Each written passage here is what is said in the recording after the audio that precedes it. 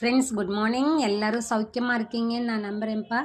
இன்றைக்கி நம்ம இந்த ரேடிஷ், இந்த வெள்ளை முள்ளங்கி இருக்குது பார்த்திங்களா, இதனுடைய இலைகளை யூஸ் பண்ணி தான் நம்ம ஒரு பிரேக்ஃபாஸ்ட்டு செய்ய போகிறோம். இந்த முள்ளங்கி இலைகளை நிறைய பேர் தூக்கி வீசுகிறாங்க. இது ரொம்ப ஹெல்த் பெனிஃபிட் இருக்குது.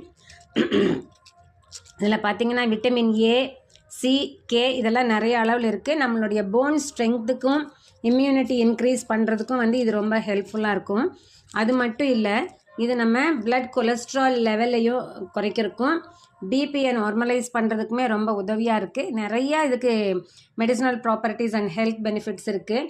ஸோ இதை யூஸ் பண்ணி தான் நம்ம இன்றைக்கி அரிசி ரவையை யூஸ் பண்ணிவிட்டு கிச்சடி செய்ய போகிறோம். அதை எப்படி செய்யலான்னு பார்க்கலாமாங்க. அதுக்கு முதல்ல நம்ம இந்த மாதிரி ரேடிஷோட இலைகளை இந்த இலை கட் பண்ணிக்கலாம். இதை க்ளீன் பண்ணிவிட்டு பொடி பொடியாக நம்ம நறுக்கி வச்சுக்கலாம். இந்த பழுத்ததையெல்லாம் நம்ம நீக்கிட்டு பொடி பொடியாக நறுக்கி வச்சுக்கலாம். இந்த முள்ளங்கியோட இலைகளை நான் கழுவி இந்த மாதிரி பொடி பொடியாக நறுக்கி வச்சுட்டேன் ஃப்ரெண்ட்ஸ். அரிசி ரவை இந்த கப்பில் 1 கப் எடுத்துட்டேன் ஃப்ரெண்ட்ஸ். கிச்சடிக்கு தேவையான பொருள்கள் எல்லாம் ரெடி பண்ணி வச்சுட்டு இப்போ நான் தவாவும் வச்சுட்டேன். தாளிச்சு விட்ருக்கு எண்ணெய் விட்டு அது சூடானதும் நம்ம கடுகு போட்டுக்கலாங்க ஃப்ரெண்ட்ஸ். நமக்கு சீசனிங்க்கு என்னென்னலாம் வேணுமோ அதெல்லாம் போட்டுக்கலாம். நான் இன்றைக்கி கடுகு மட்டும்தான் போடுறேன், வேறு எதுவும் போடலை. இப்போ கடுகு பொரிஞ்சாச்சு. அது கூட நம்ம கட் பண்ணி வச்சு சின்ன வெங்காயம் கொஞ்சம் கட் பண்ணி வச்சுருக்கேன், அதை போடுறேன்.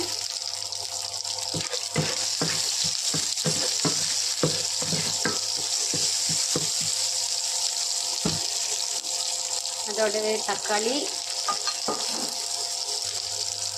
சிவப்பு மிளகா குட்டி குட்டியாக 3 பொடிச்சு வச்சுருக்கேன், அதையும் போட்டுக்கலாம். அதை ஜஸ்ட்டு ஒரு மிக்ஸ் இந்த எண்ணெயில் கொஞ்சமாக பண்ணிவிட்டு நமக்கு அந்த மணம் வரும் இல்லைங்க ஃப்ரெண்ட்ஸ், அது வரைக்கும் பண்ணிவிட்டு கறிவேப்பிலை இருந்தால் அதையும் போட்டுக்கலாம். இப்போ எனக்கு லேட் ஆகிடுச்சு, அதனால் தோட்டத்துக்குள்ளே இதை பறிக்க போகலை. இதோடவே நம்ம இந்த இலையை போட்டுக்கணும். முள்ளங்கி இலை போட்டு இதை நல்லா வதக்கி கொடுக்கணும். அது வேகிற அளவுக்கு நம்ம மூடி வச்சுக்கணும் உப்பு போட்டு. ஃப்ரெண்ட்ஸ் ஓரளவுக்கு இது வெந்துருச்சு. இப்போ இதுக்கு தண்ணி விடாமல் தான் நம்ம வேக வைக்கணும். இதை மிக்ஸ் பண்ணி கொடுத்துட்டு இதில் நான் இப்போ தண்ணியை சேர்த்துறேன். இந்த தண்ணி நான் 3 கப்பு இதில் போடுறேன். 3 கப்பு போட்டு அது கொதித்த உடனே நம்ம இந்த அரிசி ரவையை கொட்டிக்கணும். ஃப்ரெண்ட்ஸ் இப்போ கொதிச்சிருச்சு. இப்போ நம்ம இது கூட ரவை ஆட் பண்ணிக்கலாம்.